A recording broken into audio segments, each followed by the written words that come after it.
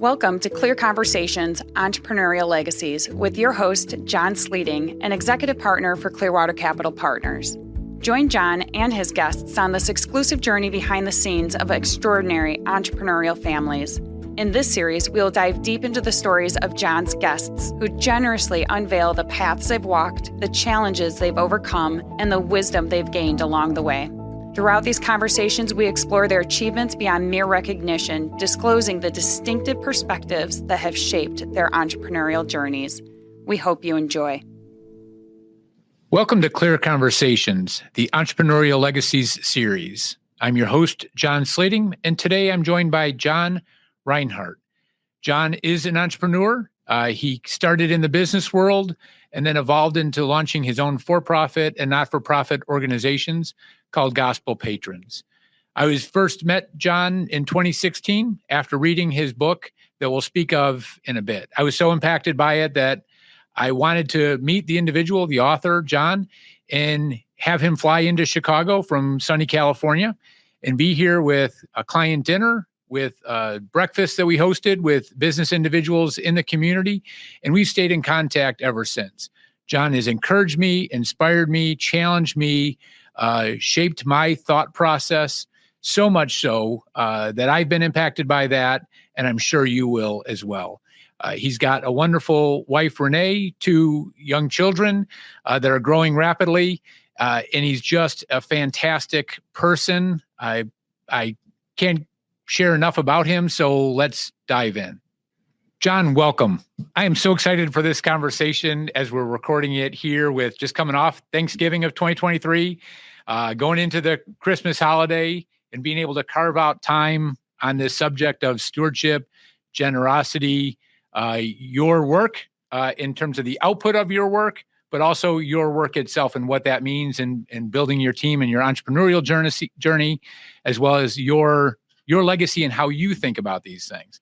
I know you wish you could be here in Chicago where it's cold versus your home in Montana where it's cold, equally cold here going into the wintertime. But thank you for joining virtually this way, and looking forward to this conversation. Thanks for having me, John. This is going to be a lot of fun. Terrific. So we're going to dive in first with your definition of legacy. How do you think about the subject of legacy? Wow, it's a good question. I think legacy is very similar to ROI. What's the return on investment?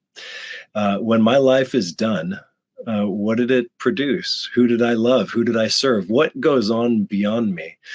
And I have a friend who likes to say that ROI is missing one letter, that he needs to add one letter to the definition of ROI, and that's EROI, eternal return on investment.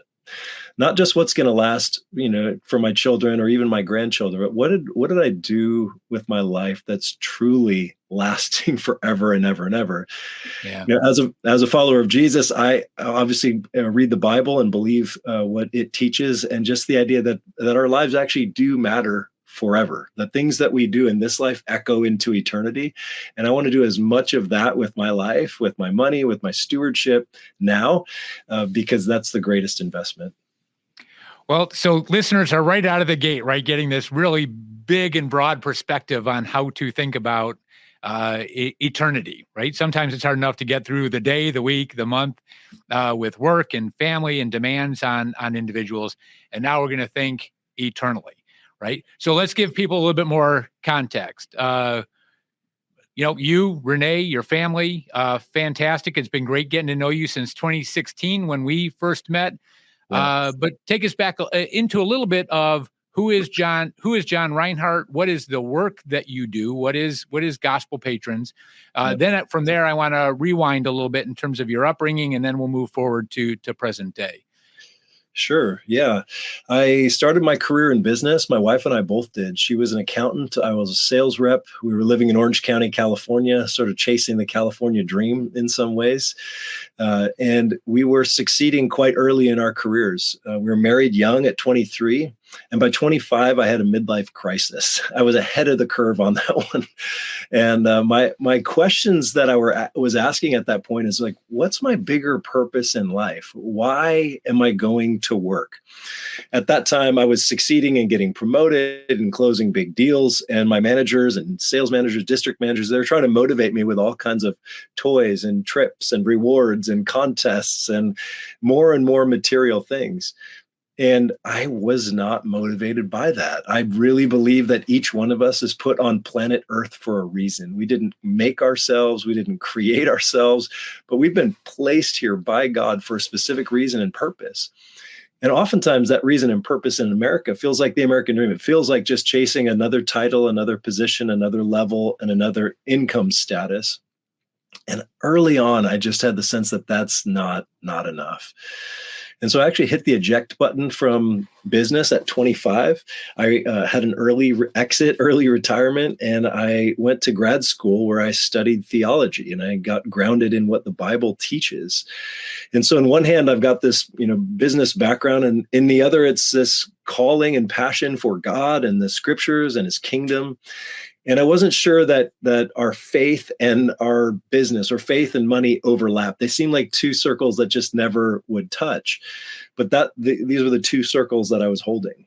And it was through a journey that my wife and I took where we met a business leader who helped us integrate our faith and this view of work and money and generosity in a way that I'd never anticipated before.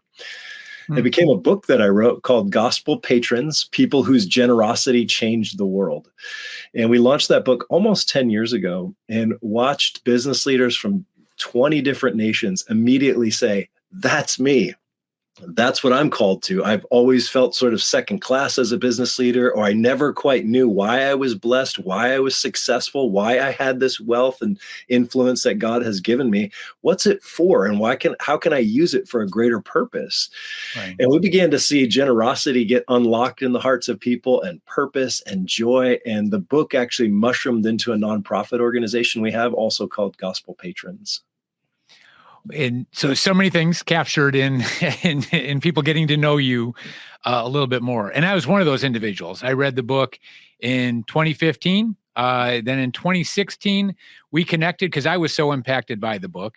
You were gracious enough with your time to engage us. We flew you into Chicago here. We did a dinner with 50 client families, multiple generations, to have this conversation together. Then the next day, we got you in front of a group with well over 100 individuals to have breakfast and again continue this dialogue. So here we are now from that time, right when you launched the book, 2013ish, 2016 we got together, and then we've stayed in contact moving forward. And I continue to hand that book out and continue to hear the stories from people that are thinking differently regarding, especially entrepreneurs, right? I mean, and this legacy component of this linkage that you can integrate your belief system into what you do on a day-to-day basis. And not only can you do that, you have a responsibility to do that in terms of how you're living that out and the people that you're leading in your organization, and how you're developing human capital and the sensitivity around the financial capital aspect of. It's so intertwined that is actually an integrated life for individuals and how they're pursuing that. Yeah, and there's so much more joy when you live that way. When you live an integrated life, you don't just clock in and clock out. There's a lot of joy to be had. Well, and so you hit on the word purpose as well. So we're gonna bounce around here, I think, a little bit on this conversation today, because you hit on purpose. And there's a lot of individuals that are, I'm going to get to retirement and then I can live the life I want. It's like, why would you wait? Yeah. As an individual that once asked, and as a client of our firm, plowing money away and all these different strategies and plans. And it's like, when do I start getting to enjoy this? And it's like, well, if you're not enjoying it now, right? Wait, you're not promised tomorrow. What are you waiting for? What are you setting yourself up for? And then we look at, in certain cases, just in current events, right? Charlie Munger passed away. For those that don't know that name, Charlie Munger, that was Warren Buffett's primary business partner at Berkshire Hathaway for the last many decades. Passed away at 99 years old. With how many ever billions of dollars he had in the bank, he still had purpose every day, whether you agree with it or not in terms of it, but he still had purpose every day that was he was living out, and Warren Buffett does to this day. And there's Yeah. a lot of lessons I think that can be learned from that. In terms of, you might sell your company, you might retire in a traditional sense, you might think that there's something on the other side, but you're waiting for something that actually doesn't exist. And the people that lack purpose are actually missing the opportunity. And now to integrate their giving and their generosity and how that becomes the purpose of what they're doing and building and creating versus the money itself being the purpose. So you wrap that into the conversation. So then we're going to go back way further in history, right? Did you grow up with this? Is this the influence that you also picked up from your youth, your early years, in your household conversations? I mean, how did that form for you over time? Yeah, I don't think it was conversations we had in my home. Actually, in my home, we really rarely talked about business or money. My parents both worked in business and had corporate careers and did well. They weren't entrepreneurs who cashed out at some early age or anything like that. But my family life and my parents' work life wasn't integrated. So they would go to work and I would go to school and come home, and they didn't talk about work. And we just kind of were a family at that point. And so I didn't really, growing up, know what my parents did. I rarely went to work with them to see what they did. It just felt like they went off to work. I think my parents did the best that they could with trying to figure out life I have an identical twin brother, so two little boys at the same time. And we were growing up in rural Minnesota or suburban Minnesota. And I think they were doing the best they could to figure out their gifts and their calling. Mm-hmm. But I don't think anyone actually ever told my parents that you're made for a purpose and that you're designed by God, even with the unique gifts that you have, to chase after something big. I don't think they didn't have that sort of mentoring in their life.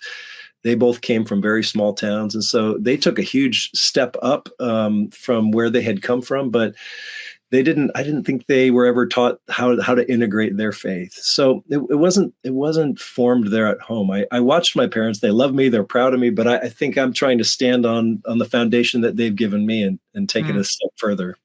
Yeah. Well, which we all hope for our kids then, and, for yours and Renee's and grandkids someday. Right. And how that goes then through the generations of how do we all continue to learn and actually pass on that inheritance of learning and education and insight. Gosh, I wish I knew what my kids know today. I wish I knew when I was, in their 30 years old, right? My daughters and Michael's 28. And so how that influence at home comes into play. So you move out of the house, go through college, you get the traditional work, but then you are impacted in such a way that money as a motivation into itself wasn't enough, right? There needed to be more, and then pursuing that purpose. So take the listeners through a little bit of that transition, that learning of the disenfranchisement, if I can use that term, and then also the focus of purpose coming into play for you.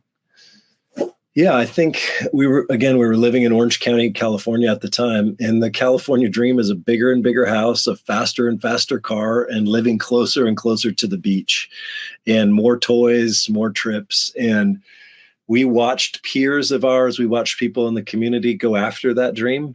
And I could see that it was empty. I really could, whether it's getting the boat or getting the bigger house or the new car or the shiny this or whatever, the faster that. I could see this isn't actually making them any happier. The people who are a couple rungs up the ladder from me financially or in my company, they're not any happier or more satisfied than I am. And so I knew that wasn't the model. And I knew that just more would not be enough. There will always be a desire for more. And so there has to be a bigger purpose. And that's where my faith comes in, believing that God created the world and everything in it. He created me. He knit me together in my mother's womb. He knows the number of hairs on my head, the number of days that I'm going to live. And so he's got plans for me. So I want to try to discover what those plans are, a little bit like a puzzle, where when you form a puzzle, you get a chance, you get the privilege of seeing what the whole box top looks like. Mm-hmm.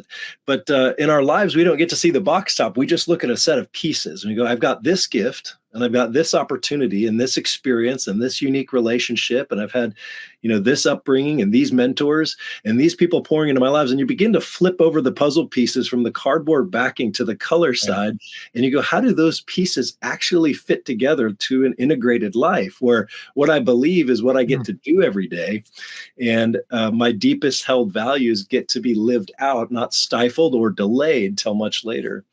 And so I think through that season, this early success was a gift and a burden. It was a burden in the sense of like, what am I supposed to do now? I know this isn't the answer, but it was a gift to discover that rather than chasing the carrot to the end of the end of my life and going, I'm now 75 and it doesn't satisfy. I was thankful to hit that at 25.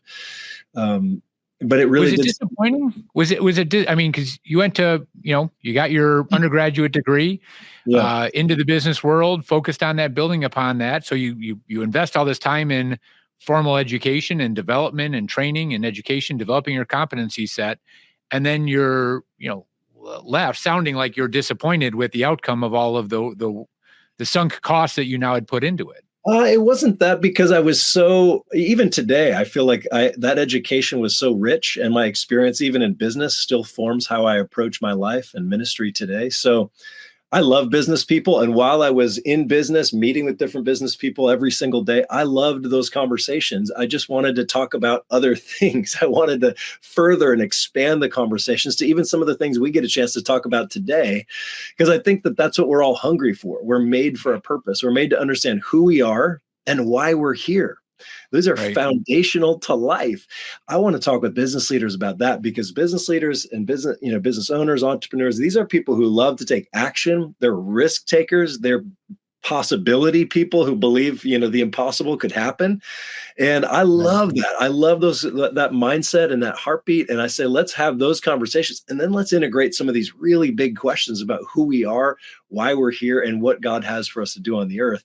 Those are the conversations. So it wasn't that I was disenfranchised or disappointed. I just feel like God doesn't waste anything. And even that experience I had is not wasted. I continue to build upon that today. Yeah. And I asked the question, so I'm not an attorney, right? But a little bit of a leading question, because I think that's just it. I think there's a lot of people that start thinking about this subject, processing it. Okay, this is going to be a warm and fuzzy. We're going to be talking about generosity. We're going to be talking about organizations and how do you approach these from integrating your faith. That does not mean that you do not run your organization with excellence. You have to be bringing in your best mindset. You have to be understanding what does it mean to lead well? What does it mean to whatever business you're in, right? From systems and processes and technology and people and how you integrate your financial and human capital together. You have to do that with excellence. One, because I believe that honors God in terms of you living that out. And you owe it to the individuals around you, and you owe it to the people that you're serving, your customers, your clients, whoever they may be, to be bringing that level of excellence. So in no way is this conversation a soft conversation. It actually ups the stakes. Why? Because the purpose is bigger. And as you started out, if you add that E to the front of the ROI, right, the time horizon is way longer and the impact can be much greater than we can probably even imagine in our minds. So that's why I asked that a little bit. It's not to look back and say, wow, that was a waste. Not at all. You're using all of those tools to actually run your organizations. That's right. Is that a absolutely? I don't want to put words in your mouth, but is that a fair? Absolutely. I think years ago, we did an interview with Louis Giglio, pastor in Passion City Church in Atlanta, and a gospel patron in his life and in his church named Todd Peterson. And the two of them were talking about this very subject. And Todd said, I remember Louis gave a sermon where he said, don't open a barbershop and name it Heavenly Cuts and think that because it's Heavenly Cuts, you're going to have a great, Christian clientele. Right. He said, give the best possible haircuts that you can give, and the influence and open doors that you'll see. If you become a world-class barber, that will speak so loudly. Right. More than naming the barbershop Heavenly Cuts. Yeah, absolutely. And so fully subscribe to that. So how then do you take your business background, your business skills, your own entrepreneurial journey? That's what I want to dive into a little bit more, and then we'll come back to the legacy piece of it. But in the entrepreneurial side of running the organization, because you have a for-profit and not-for-profit that you are running, both of them. And so take us a little bit back to the genesis. How did those start? You touched on it a little bit earlier, but then how you're employing your business tactics. What are you learning about actually running the organizations? Yeah, great question. Well, it's all a journey for us, the entrepreneurial journey. The key truth about an entrepreneur is they approach levels where they say, I've never done this before. And the entrepreneur is willing to say, that's okay. I'll do it. I'll try it. Right. And, I don't have to have the map in order to go forward. Right. So when we first launched my very first book, Gospel Patrons, nobody knew what a gospel patron was. Nobody knew who John Rinehart was. And I didn't have any platform for a publisher to want to get behind me. So we started our own publishing company called Reclaimed Inc. The idea of reclaiming these old ideas, these old stories, and bringing them back to life and giving them a fresh audience. And so we started a small publishing company, not knowing exactly where it would go.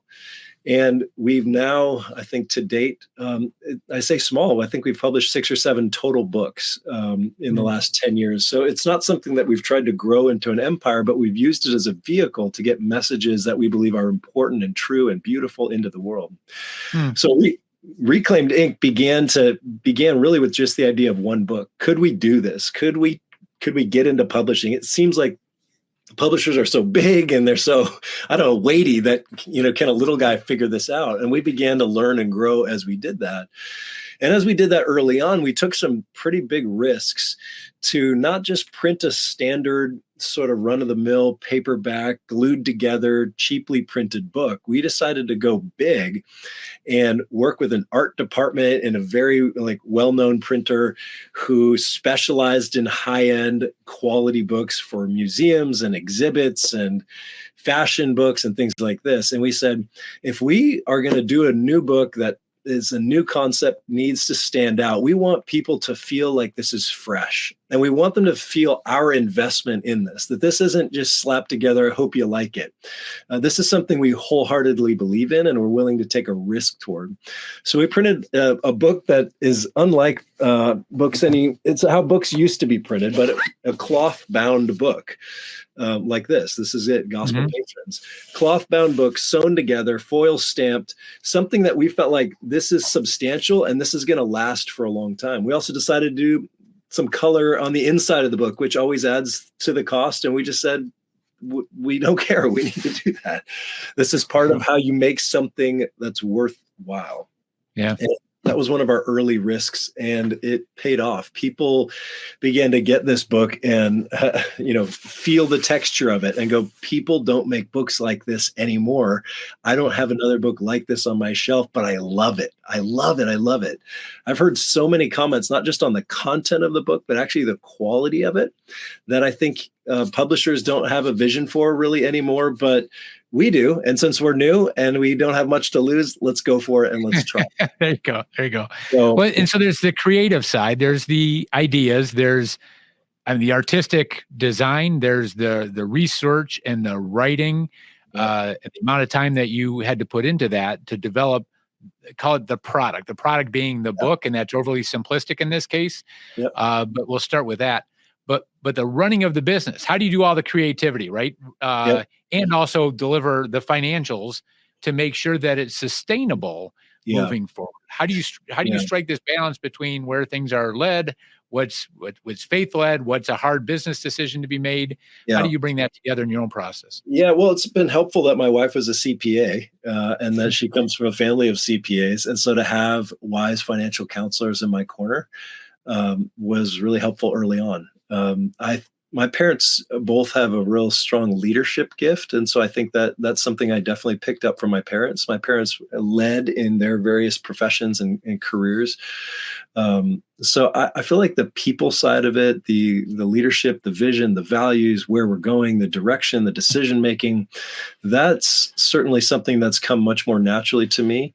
And the financials is something that's come more to my wife's side. So I think like a lot of entrepreneurs and small business owners, you start as a little mom and pop shop, and mom and pop are the only employees and you're trying to figure it out together.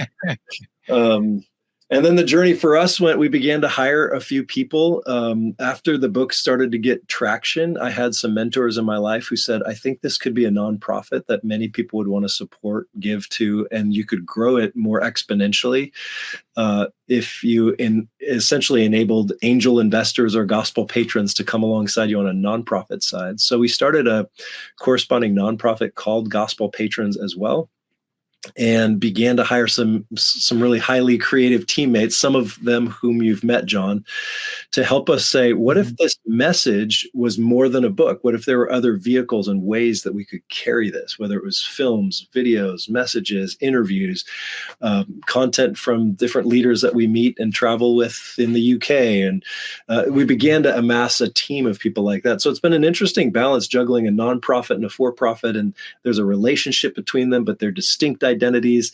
The team has really built on the nonprofit side. We've kept the for-profit side very small as this vehicle for creative, new, fresh ideas with books. And right. We've juggled that. And so you've got the book, and this is where I don't want to limit it by saying that was the product. There's so much content that you have now out on gospelpatrons.org right. in order to access videos, interviews, some of the individuals you mentioned earlier. Right. You can go out and look at some of the videos, read some of the information that's out there. You've got a new book coming out right now, 31 Gospel Patrons, that's going through print, right? And you put a lot of design work into that book coming out. Yeah. And there are responses that you're receiving, not just in the United States, but now globally.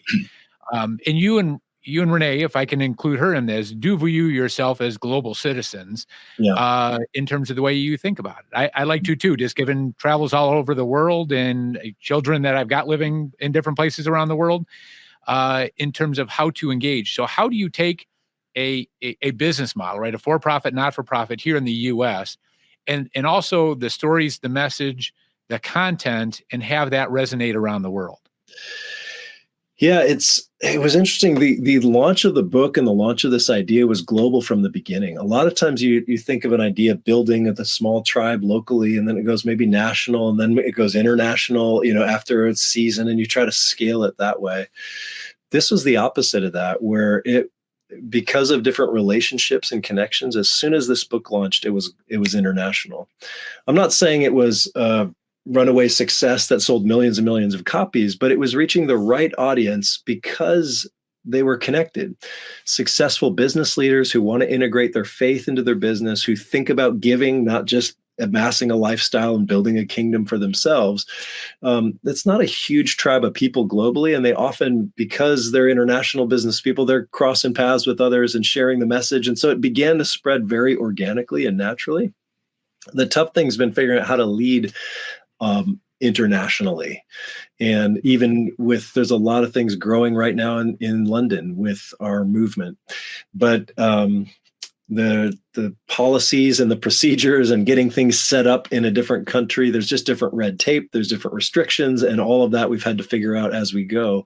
Mm-hmm. I think one thing I've learned over the last 10 years as an entrepreneur and a leader is early on, all the weight of the unknowns and the questions, and we've never done this before, used to weigh on me quite heavily, and trying to figure it all out. And even just today, I was reflecting, I don't carry the weight of those things anymore. I just do the next thing that's in front of me.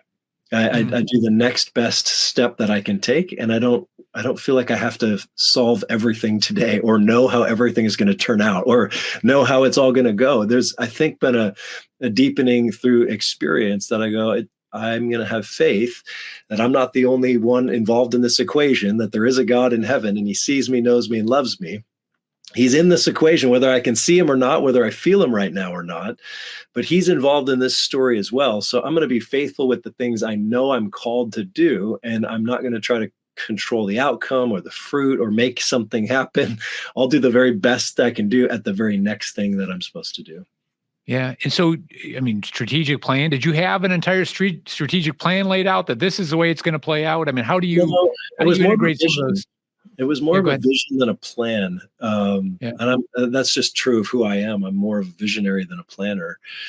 But we did have a vision for it to be global. We thought that what this idea of gospel patrons and people whose generosity changed the world was so powerful. It wasn't meant to be limited to one city or one state or one organization or one nonprofit, that this was a gift that we've been entrusted with to steward and to give away to the world. And so early on, we had a vision and we had maps laid out on a table, like classic entrepreneurs. Like we had the big vision of this is going to spread to these places. And part of that has happened, and part of that is still to come. Part of that spread faster than we expected. And then there's been more of a journey and an uphill climb. Years ago, I talked to an entrepreneur in Canada who was a home builder, and I just never forgot something he said, even in building homes. He said the first 10 years of building homes, custom homes, was like pushing a rock up a hill. And the next 10 years, it was like the rock just started to roll downhill. Mm. And I've never forgotten that. Like there is an entrepreneurial journey where you see the horizon way ahead of schedule, and you really don't know how long you'll need to push the rock up the hill. Yeah. But I think that's where you just pick your foot up and you push again today at the next thing you could do today. But in 10 years, with the eternal perspective, right? 10 years is nothing. So Exactly. that's kind of Yeah. And so when you back up, and you think about defining success for the organization, for the people that you're leading, for the staff, right? Because this is also their livelihood and how they're approaching things. How do you define success organizationally in the work that you're doing? That is such a good question. I've made a definition for this a while back, and I'm probably not going to be able to find it at the moment. But it's such a good question, especially when our metrics are less financially driven, obviously, as a nonprofit. I think that for-profit businesses have very clear metrics and goals for our goal is to produce a profit and a product and a service that's valuable and to see that continually increase. I think in the nonprofit space, the goal is less about producing a number and it's more about producing an impact or an influence. And so we can track some numbers of how things spread and grow and reach and, views and followers and, subscribers. We can track some of that. But it's an interesting mix because I hear the narrative stories of people's lives being touched and changed. And how do you measure some of that? You can measure width, but can you also measure depth?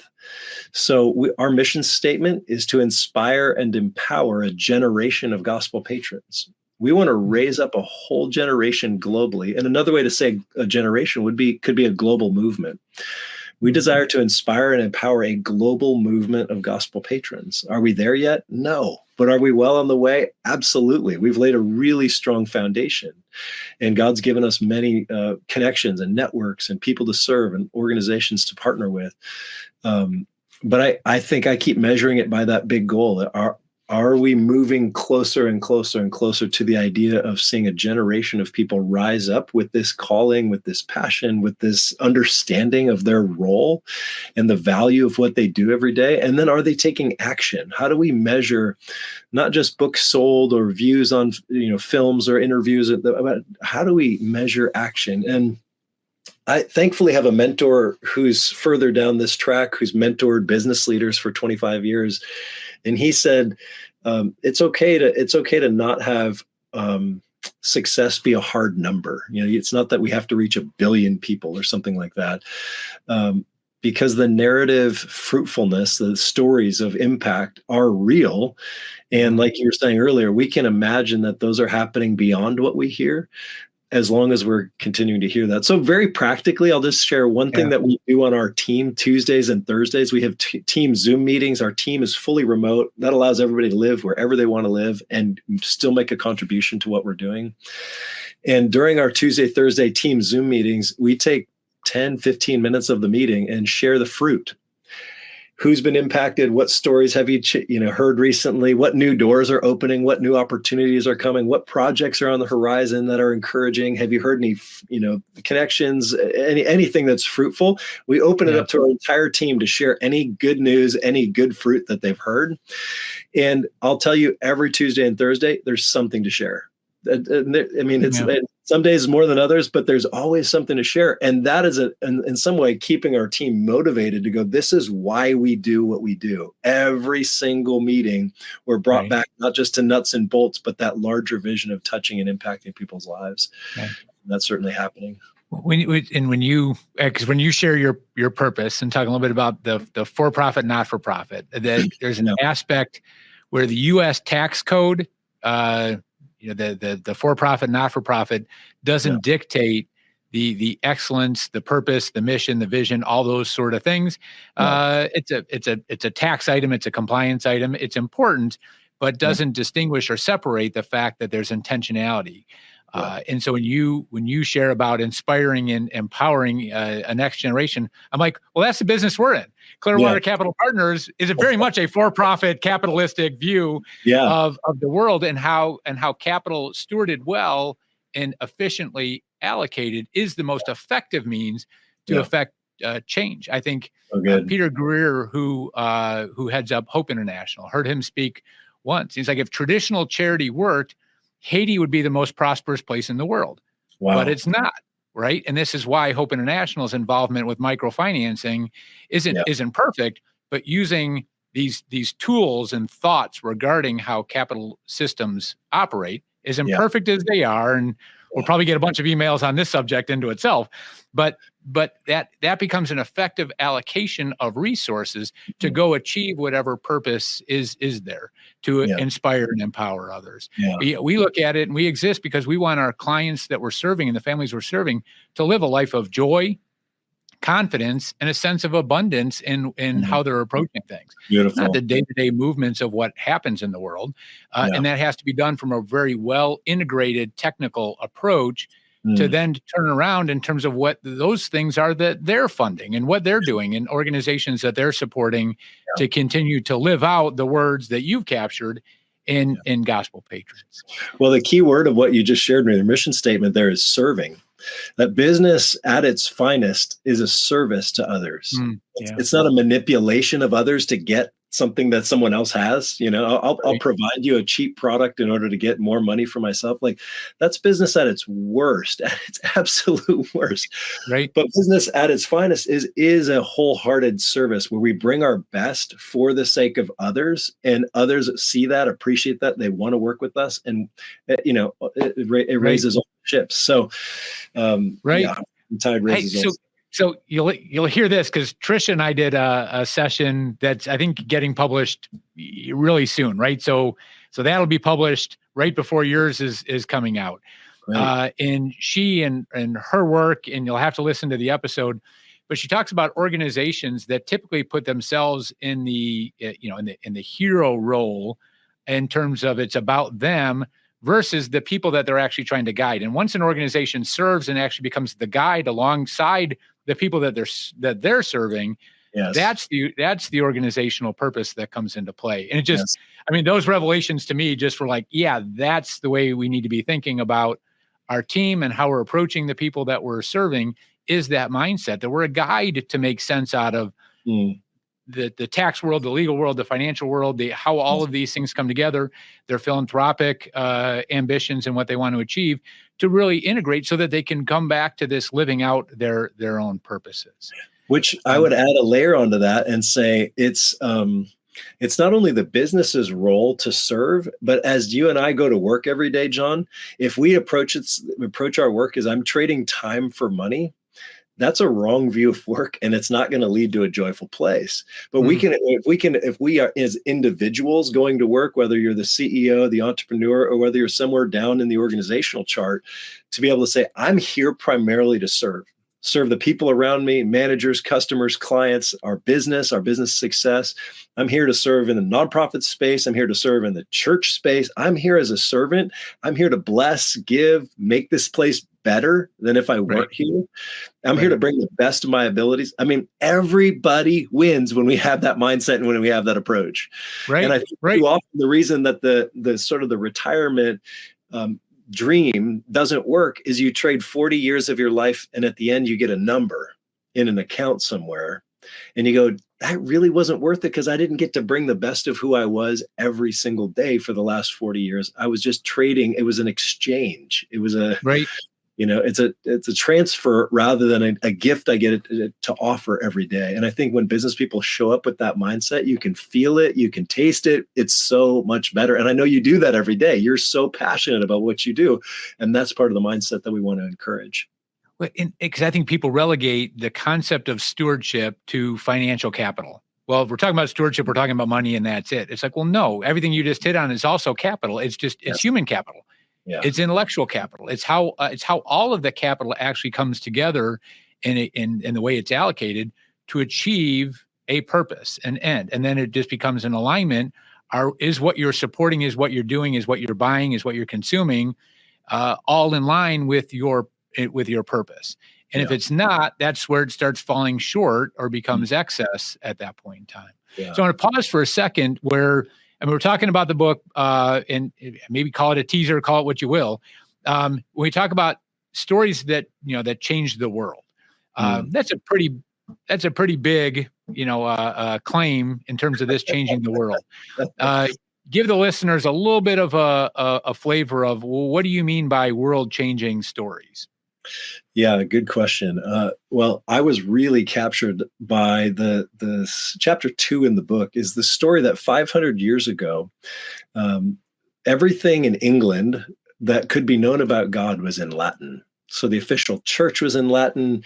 Nobody owned their own personal copies of the scriptures.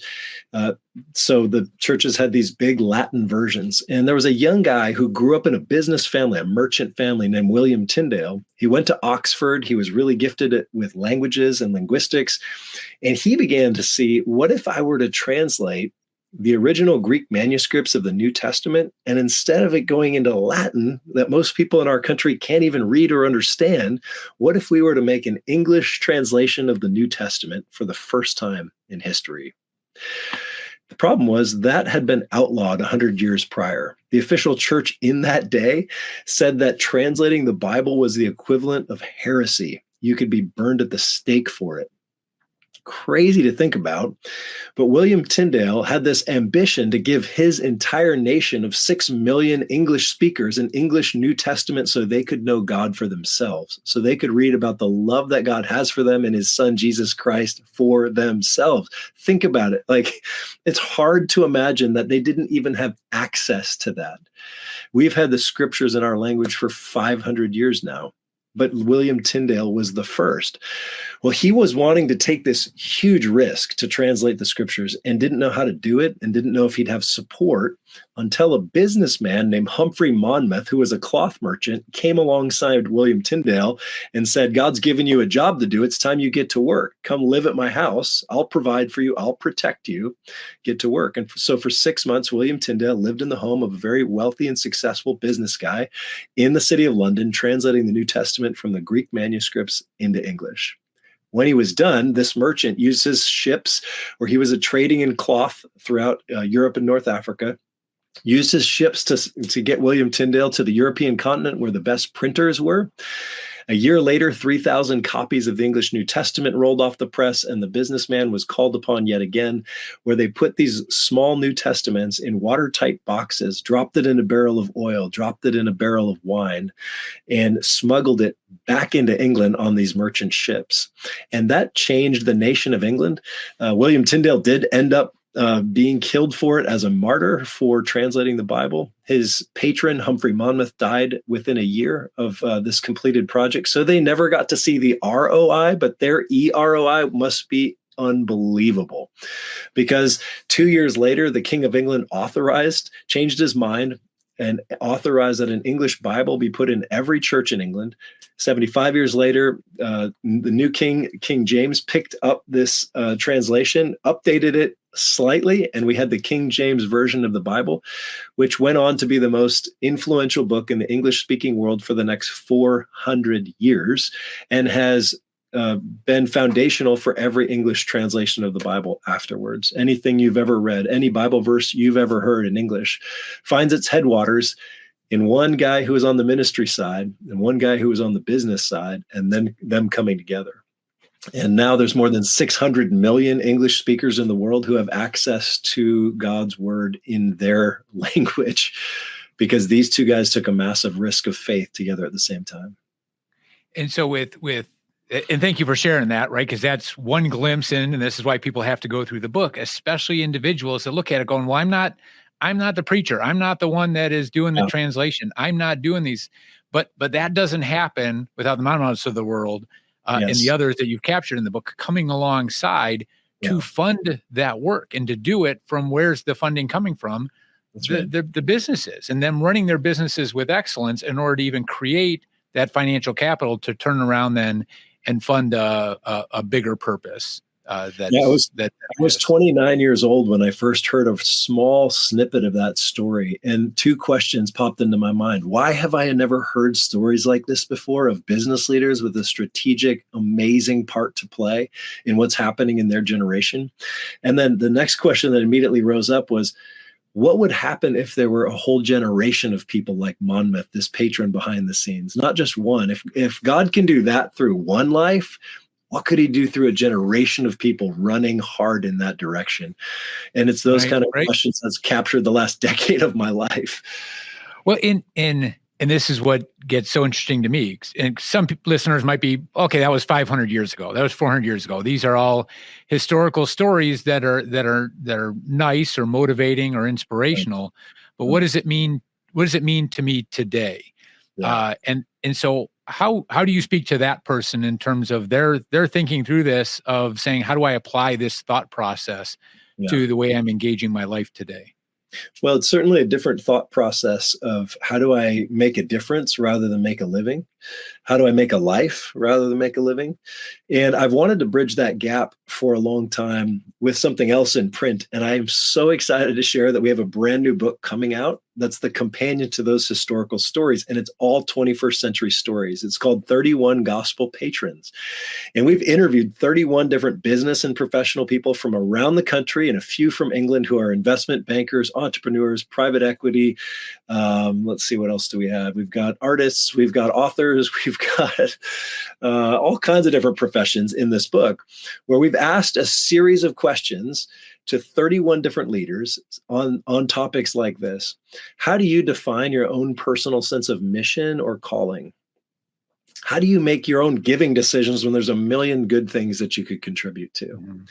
What are some of the dangers of wealth that you've either experienced in your life or in the lives of people around you? We don't talk about that much. Do you believe that God is generous? And what are 3 words you'd want to be remembered by someday? And then what's one key habit, routine, practice that helps keep you strong to do what you do every day? It's just a fascinating blend of stories, interviews, wisdom, nuggets from modern day people wrestling to live out a life that's about giving rather than receiving.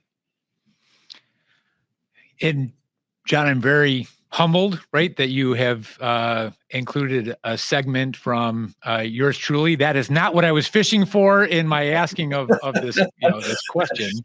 If you know John Slating, you got to get this book because his interview is amazing. It really is. He won't tell you this, but it's really, really rich and thick and good and true. Okay, and let's move on. So, but thank you. No, it is very humbling, because I think this is the question that we all have, right? As we're going through this bridge from reading Gospel Patrons to saying, but how do I live that out today? As a question I ask myself. It's a question I asked myself when we were drafting up that journal, in terms of how I was processing, how I'm thinking, how I'm applying that in the opportunity that I do get to serve these individuals that are navigating these very questions. So it's humbling to be part of that. It's a question that we're all asking ourselves.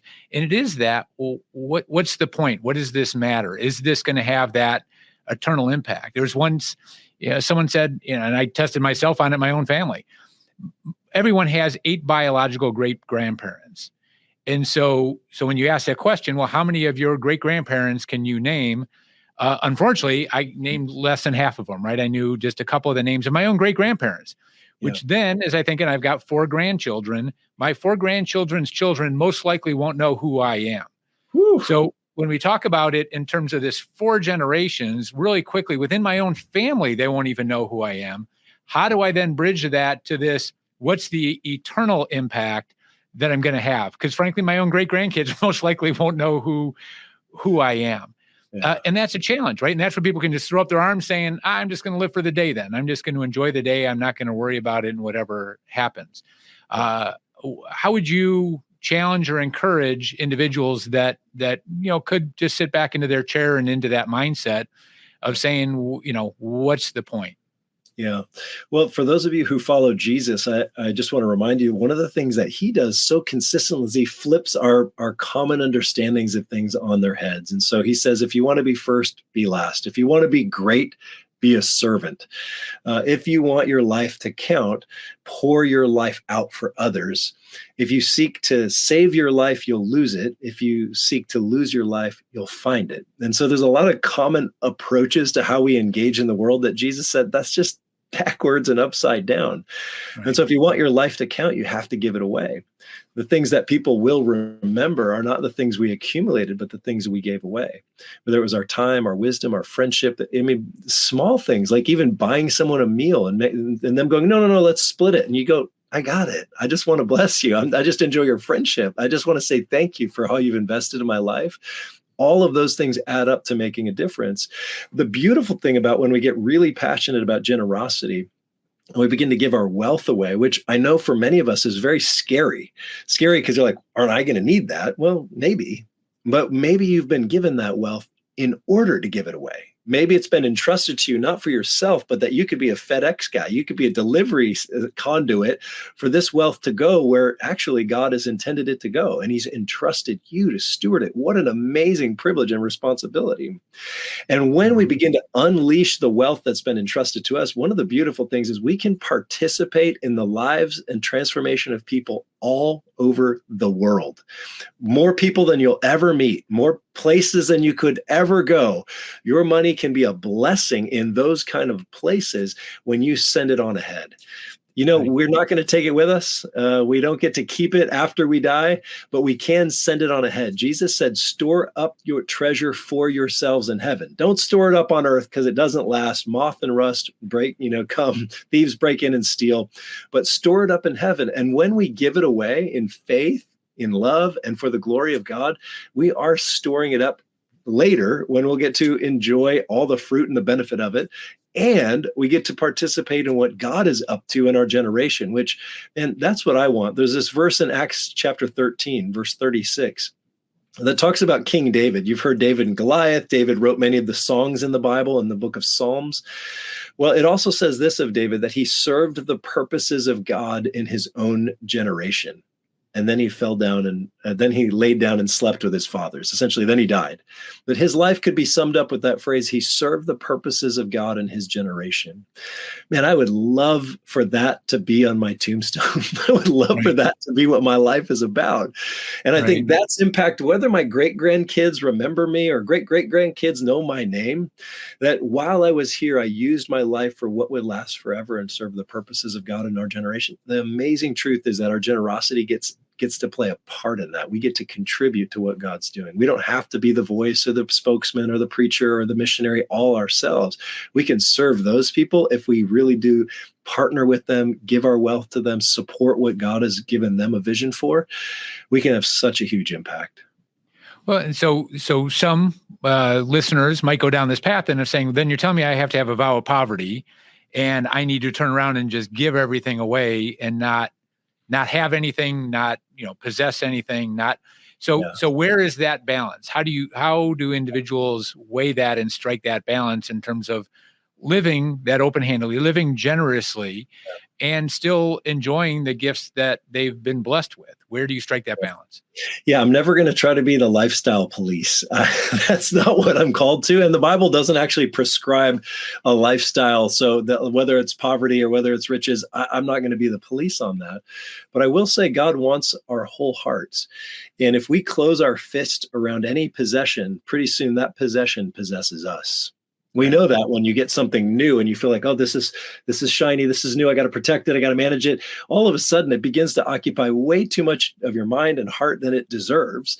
But when you hold it open-handedly and you say, God, if someone needs it, I'll give it. If someone needs to borrow a car, they can borrow mine. When you live that way, you're actually living in freedom. And so I think in the end, what God wants is not for us to give him a certain percentage or cut a certain deal with how much we give and how much we keep, but instead live open-handedly with everything, 100% of what we have, and say, it's not mine anyway. I've only been entrusted with it for a short season. Therefore, I'll hold it with open hands. And when it needs to go, it'll go. And I'm not going to close my hands around it. Yeah. John, it's what's fascinating, given the chair that I get to sit in alongside of families and the work that we do, is we, think about how the estate structure and the financial plan with the estate plan and the tax planning all comes together within the investment perspective, is that when we have this mindset of the work that we do is actually stewardship, right? If a client calls up saying, hey, you know what, I want to wire 7 figures to this charitable organization, how do we most intelligently go about doing that? I don't pause and wait and say, well, let me pray about that for a long time. I'll get back to you in a month. I'll see if the feeling goes away. It's like, well, no, if that's what's laid upon your heart, if that's where you're going, I need to proactively now go figure what's the best way to go about that. Beautiful. And yet that's the role that we live. It becomes very tangible then in terms of how we live that out. And at the same time, we turn around often, right, as Christians, and we look at that and go, God's saying you need to do this, knocking on the door, and you're like, yeah, I need a little bit of time. I need to think about this. I need to, versus going, okay, then if that's what I'm supposed to do next, I need to do that next. And that's not living willy-nilly, but it is that open-handedness in terms of that seeking out what is the most important and the prioritization of your life and the purpose that you're living out. And if you're living in purpose, it becomes very easy then to align with those organizations most important to you. It's also the point in time I tell people that you got taxes, you got your family, and you got charities important to you, right? Good. You can allow the government to decide how they want to allocate it for the greater good, or you can choose to be strategic, thoughtful, and tactical around how do you minimize. Estate taxes are optional. You can structure around them. We'll leave that for a different episode, and we'll put disclaimers on it when we get the attorneys and the accountants in the room, right? And yet there are ways to minimize what you do on the income tax side of it. Why? To preserve it for your family and what you're being called to in those charitable organizations and how you're approaching that. That thoughtfulness and living that out also brings back in the head and the mind and the intellectual capital into the conversation, that this isn't just a soft, mushy, feely, approach to running your business and running the way that you're giving and living generously as well. One of my favorite encouragements over the years with people who've read Gospel Patrons is they'll come to me and say, I had enough money to retire and cash out and be done. But understanding that I could work in order with a new motivation in order to give and to be generous and to contribute to different things happening around the world that my wife and I are passionate about and we feel like God's called us to, it's put new fuel back in my tank to be able to go to work every day and crush it and bring my best and work with excellence. But it's not for me. And I love that mentality of like, part of why you've been placed in the chair that you're in is there's a wider stewardship with that. And there's a greater joy when you get to work in order to give rather than just work to have. Right. And some people would classify the next statement as a high class problem. There is a book I'm reading. It's not written from a Christian worldview. It's called Fragile Power. Why having enough is never enough. Oh, wow. And it's written from an individual, Dr. Hochmeyer, make sure I get that name right. And it's very thought-provoking, again, to tap into lessons learned from an individual that served across the spectrum, the socioeconomic spectrum, all the way up and including very high-profile, very wealthy families, celebrities that he references upon, and gets a glimpse into seeing at the very highest echelons, if you want to call it that, of wealth, that having enough is never enough, because it's not about the money. And when you make the money the idol, when you make the money the small g God, it will always fall short and leave you wanting for more. So having enough is never enough. So haven't finished the book yet, but it is very thought-provoking to be going through, because the world is learning the same thing that that you're speaking to, Yeah. that this isn't enough. I've made the wrong thing my God, so to speak, Right. in my belief system, in the pursuit that's there. Yeah, absolutely. I think deep down we all know that, but we've heard 1,000 marketing or advertising messages that tell us, maybe if you just got to that next rung, maybe the newer, the bigger, the greater, maybe that would do it. And despite all the voices of successful people, whether they're athletes or celebrities, saying it's not. I think Tom Brady's Yeah. famous as a quarterback for winning 6 titles or seven championships, and then saying like, is this all there is? Right. And actors are famous for saying that. Musicians are saying that. I've heard Ed Sheeran say that recently about money. Jim Carrey has said that about fame and success. Like, I wish everyone could experience it for a day to realize it's not what it's cracked up to be. Right. So question then, if that's not the trajectory that we're on, what is enough? And how do we live and align our lives with what's actually going to bring satisfaction, fulfillment, purpose, and joy? For me, that's been deeply anchored in what I know to be true about God. I think it stems back to if there is a God and he made me, then he must have made me with a plan and a purpose. And I want to find out what that is and lean as hard into that as I can with my life. And I think that's true for each one of us. So if the proverbial bus came along tomorrow, and something tragically happened, what would you want your legacy to be? It's a great question. I mean, I think the line, he served the purposes of God in his generation, is one. I'd want to be known for love. I think you can be known for words. I think you can be known for deeds, but I'd want to be known for love. I'd want my wife and children to say, like, my husband and our father, like, really, really, really loved us. I'd want to also be known as a really great friend. I think friendship is one of the most underestimated and powerful things in the world, that friends influence and shape our lives. And God's given me a lot of friends in a lot of different places. And I want people to say, like, he was a good friend. He loved me.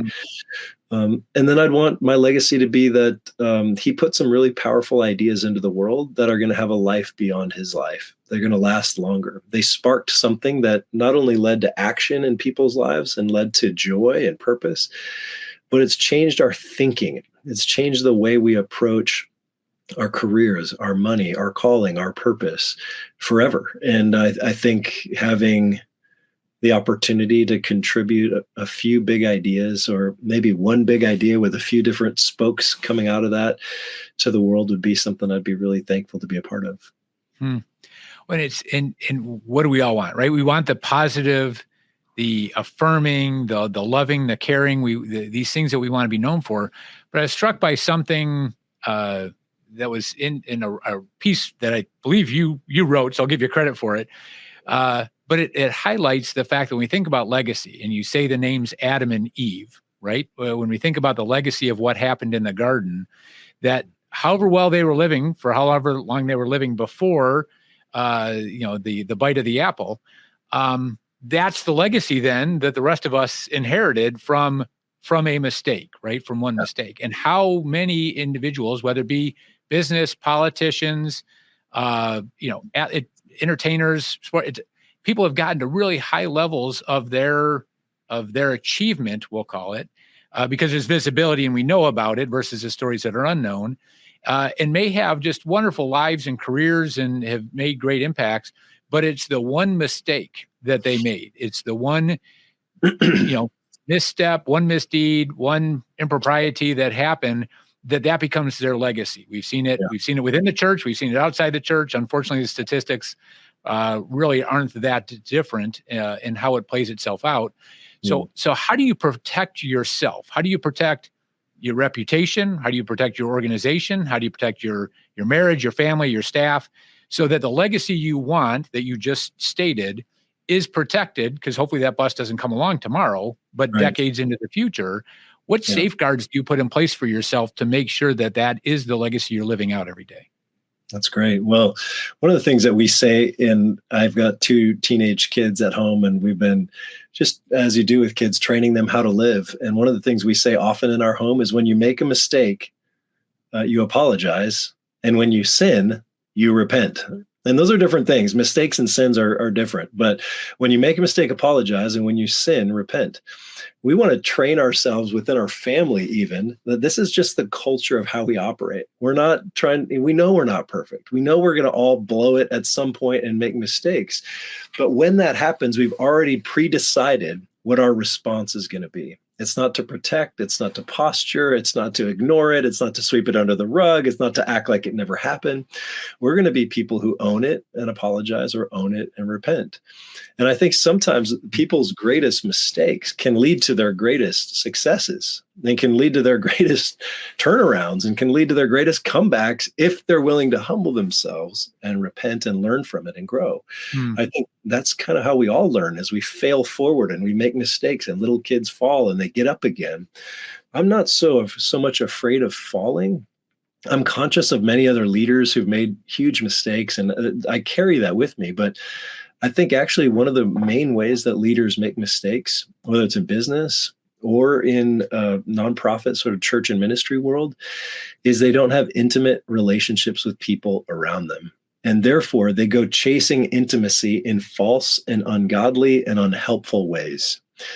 And so what I mean by that is they haven't cultivated a good marriage. A marriage of a spouse they like and enjoy and want to be with and can talk through hard things with and work through conflict. That's been huge for me. Is I have a wonderful, wonderful wife, and we've worked on our marriage, and we've got great communication, and we've spent time in counseling, and we've worked hard to have a really solid enjoyment of one another and a delightful relationship where we enjoy being around one another. But secondarily, I've got a few close friends who know me very well. And when I need to repent of pride or sin or whatever it is, they will hear my confession. They will pray for me. They will love me. They won't judge or criticize me, but they also won't excuse a mistake that I've made or a sin that I've had. They don't sweep it under the rug either. So I've got a few close friends that I try to connect with on a weekly basis. We don't live in the same place, so it's generally phone calls and catching up that way, who are praying for me, who I'm praying for them. I know the details of their lives, and they know the details of mine. To them, I'm not impressive. To them, they like me, but they're not fans. They're friends, and they're not paid by me. I'm not paid by these are just guys who love me and know me, and I make it a huge priority to be known by them, because I think there's a difference between accountability and intimacy. Accountability is important. It's good to have checks on our lives. It's checks on how we use our finances, checks on how we behave, our speech, all of that. But intimacy is different, because intimacy for me is someone who, when I blow it, I want to go to them and tell them, rather than, they might ask me about it and maybe I can kind of dodge the question during accountability.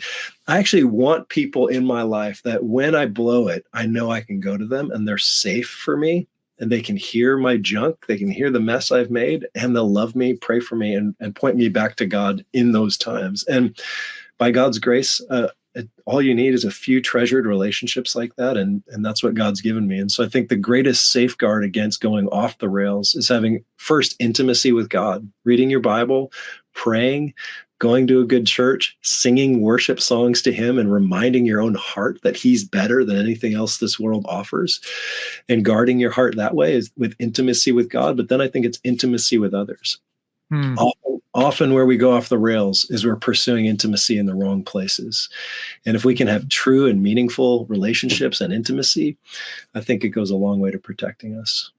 And it's so important, because we are going to make mistakes and we are going to sin. By definition, we're human beings, right? So those two things are going to happen. Yeah. But I love the framework and the thought. And this goes back to how you and Renee are engaging your kids, right? And what, nothing wrong with it, but how you continue to learn and develop and then pass that on to the next generation and the generations to come into the future. Absolutely. So what's the next decade hold for your work and what's happening? I know he said not a strategic plan, and I know he said, and I also know you well enough to know that it's not just reacting to the winds of the moment. How do you think about the next decade? Yeah, I think the Gospel Patrons has grown through partnerships so far, and I think there's many more amazing partnerships to come. where we get a chance to come alongside various movements that are happening and add fuel to their fire. So there's several movements that are happening that we're glad to partner with, that I think will continue to expand our reach and our influence, and will also expand the work that they're doing. That's a huge part of it. I think we intend to continue to create more resources. Not only do we have the new book 31 Gospel Patrons coming out, but I'm already thinking about the next one. And so that's exciting for me to think, how do we continue to root and ground this message for generations to come, with powerful stories and scripture and examples that people can come back to again and again. So there's more of that. We're making a documentary right now, which is the longest. We've made a series of short films over the years to tell modern day stories of men and women who are wrestling this stuff through. This new one that will launch in February of 2024 is 45 to 60 minutes. We're still finishing the ending and seeing how that rolls out, but it'll be our longest documentary to date. It's a powerful, powerful story about a couple who's entrepreneurial business owner in the civil engineering space in Winston-Salem, North Carolina, and how they have gone on a journey to leverage their business to make a difference in places like Haiti and Uganda and India. And they've given away a lot of money, and they've received a lot of joy and a lot of life in return. And it tells the ups and the downs of that, the struggles of faith, the struggles of health in the midst of the journey. But it's a very powerful and even challenging story. I just can't wait to watch it myself, but also to get it out into the world. So that's coming. And then we continue to see Gospel Patrons growing globally. My wife's going to participate in 2024 in an event in Seoul, Korea, and get a chance to represent Gospel Patrons there among 5,000 different leaders from around the world, from all these different countries who are going to be there. So we just continue to plant seeds of Gospel Patrons growing. It certainly has a presence in the English-speaking world, but we'd love to see it grow in Africa and Asia and serve different leaders who are coming up there, wrestling a lot of times with first-generation wealth creation questions. Like, okay, my family was always poor, and I'm in India or China or something like that. Now I've got a good job, I got a good education, I got a good opportunity or a good business. What is it for? What do I do with it? And we'd love to be in that conversation for years to come globally with leaders around the world. So it's that global movement of Gospel Patrons is what we believe we're called to build, and we're doing our best. Well, we're going to have to wrap up here time-wise. Want to continue that conversation into the future. We do have, Christmas is right around the corner. What's a favorite family tradition you have coming up at Christmas time?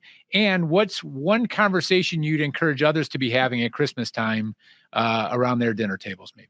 Oh, such good questions. I love Handel's Messiah. If you don't know Handel's Messiah, it was a piece of music written almost 250 years ago that's still being sung today in cities all over the world at Christmas. And so every year, one of our family traditions is to try to go see Handel's Messiah live somewhere, whether we've done that in Georgia, in Atlanta, we've done it in Seattle.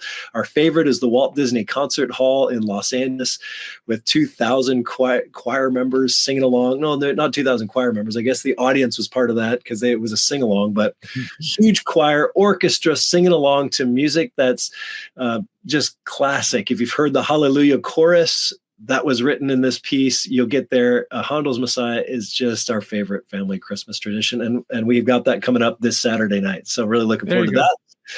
And the question to be talking about this Christmas around the dinner table.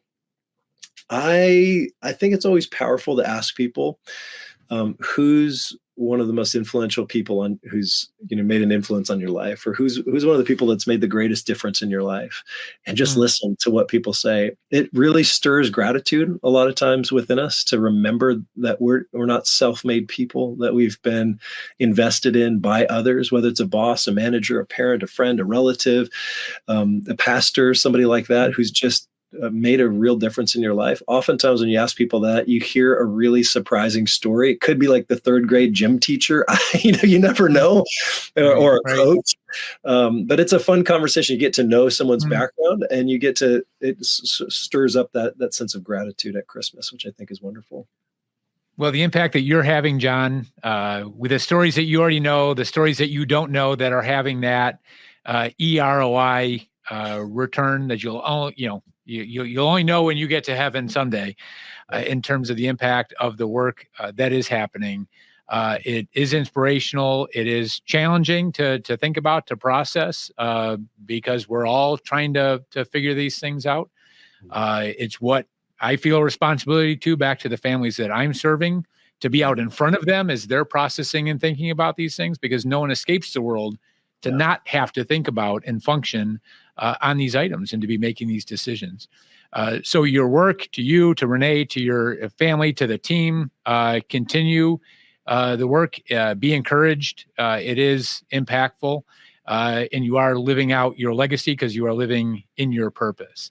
Thank you so much. Have a Merry Christmas, a happy 2024. Looking forward to the future. Looking forward to the book coming out too. People can learn more through gospelpatrons.org and get a copy of the book. I haven't met anybody that's been disappointed yet in getting a copy and listening and reading through it and taking in the content. So, John, thank you again so much, and have a blessed day. Thanks, John. Thank you for all you listeners. If you want to continue the conversation with us, please contact Clear Conversations at ccpwealth.com. We look forward to hearing from your email. Have a blessed day.